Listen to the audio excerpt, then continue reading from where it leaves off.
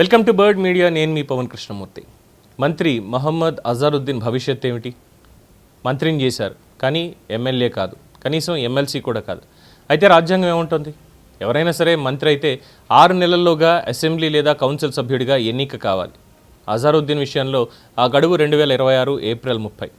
కేవలం జూబ్లీహిల్స్ ఉప ఎన్నికకు సంబంధించి మైనారిటీ ఓట్లని తీసుకోవడం కోసం అని చెప్పి ప్రభుత్వం తీసుకున్నటువంటి నిర్ణయంలో భాగంగా ప్రభుత్వం కాదు, కాంగ్రెస్ పార్టీ తీసుకున్నటువంటి నిర్ణయంలో భాగంగా అజారుద్దీన్ని మంత్రిని చేసేశారు, మైనారిటీ అఫైర్స్ ఇచ్చేశారు.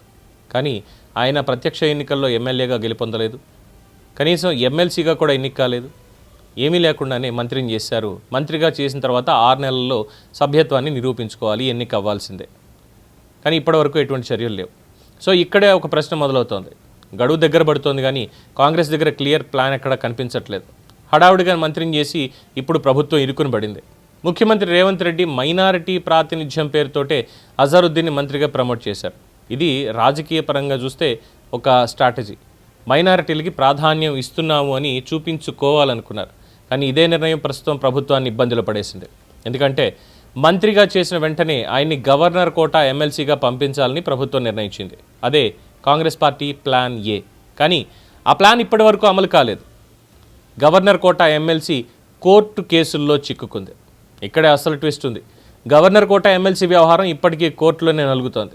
గతంలో కె చంద్రశేఖరరావు నేతృత్వంలోని బీఆర్ఎస్ ప్రభుత్వం కొంతమంది పేర్లు గవర్నర్ కోటాకి సిఫార్సు చేసింది. కానీ అప్పటి గవర్నర్ ఆ పేర్లను తిరస్కరించారు. దాంతో దాసోజు శ్రవణ్, కుర్రా సత్యనారాయణ కోర్టును ఆశ్రయించారు.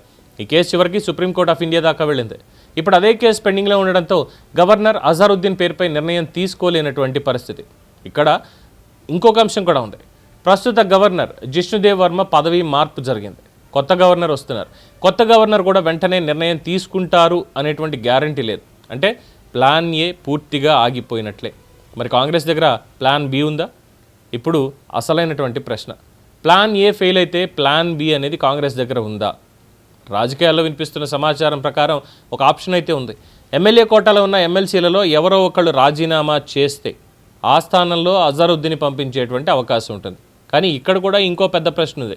ఎవరైనా సిట్టింగ్ ఎమ్మెల్సీ తన పదవిని వదులుకోవడానికి సిద్ధంగా ఉంటారా?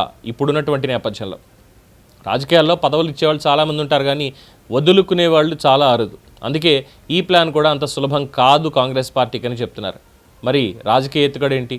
ఇక్కడ ఇంకో ఐడియా కూడా ఉంది చర్చలో. అదేంటంటే ఏప్రిల్ 30లోగా ఎమ్మెల్సీ పదవి రాకపోతే అజారుద్దీన్ మంత్రి పదవికి రాజీనామా చేయడం, ఆ తర్వాత 1-2 రోజులకే మళ్ళీ మంత్రిగా ప్రమాణ స్వీకారం చేయడం, చేసిన తర్వాత మళ్ళీ 6 నెలల గడువు అనేది వస్తుంది. కాబట్టి టెక్నికల్గా ఇదైతే ఫీజిబుల్ అవుతుంది అనేది ప్రభుత్వ ఆలోచన.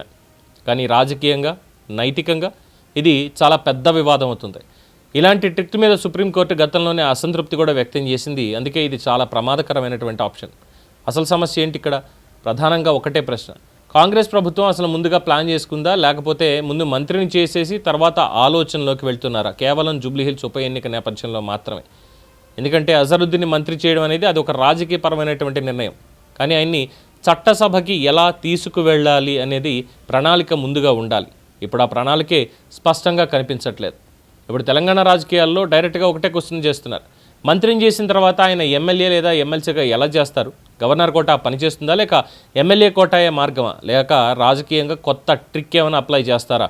ఇవన్నీ కూడా తేలాల్సినటువంటి అంశాలు. కానీ ఒక విషయం మాత్రం చాలా స్పష్టం. హడావిడిగా తీసుకున్నటువంటి నిర్ణయం ఇప్పుడు కాంగ్రెస్ ప్రభుత్వానికే పరీక్షగా మారింది. అందువల్ల అయితే 2 అవ్వాలి. ఒకటి, ఎవరన్నా ఎమ్మెల్సీ రాజీనామా చేయాలి, లేదు గవర్నర్ గారు ఇమీడియట్గా ఆమోదించాలి. లేని పక్షంలో రాజీనామా చేయించి మళ్ళీ మంత్రిగా తీసుకోవాలి. కానీ అది కనుక చేస్తే కాంగ్రెస్ పార్టీ ఇక పూర్తి స్థాయిలో తెలంగాణలో భూస్థాపితం అయిపోయినట్లే. ఎందుకంటే బీజేపీ ఇప్పటికే చూస్తోంది, చాలా పట్టుదలగా రాజకీయం చేస్తోంది. బీఆర్ఎస్ పార్టీ స్తబ్దుగా ఉంది. సో కాంగ్రెస్ పార్టీని ఏ రకంగా ఇరుకుని పెట్టాలా అని చెప్పి విపక్షాలన్నీ కూడా కాచు కూర్చున్నాయి. వాళ్ళకి ఇది ఒక బ్రహ్మాస్త్రంలో దొరికింది. ఇప్పుడు ఏం చేసినా సరే రేవంత్ రెడ్డి ప్రభుత్వానికి చిక్కైతే తప్పేలా కనిపించడం లేదు ప్రజా కోర్టులో అనేది అందరినీ చూస్తున్నటువంటి అభిప్రాయం. చూద్దాం మరి ఏ విధంగా ఈ సమస్యని గట్టెక్కుతారు. లేదు అజారుద్దీన్ని ఎన్నికలకు మాత్రమే మంత్రిని చేశాం కాబట్టి ఇప్పుడు తీసేసినా పర్వాలేదులే అనుకుని ఉద్వాసన చెప్పేస్తారా? వేచి చూడాల్సిందే. దీని మీద మీ అభిప్రాయం తెలియచేయండి. చూస్తూనే ఉండండి ది బర్డ్ మీడియా.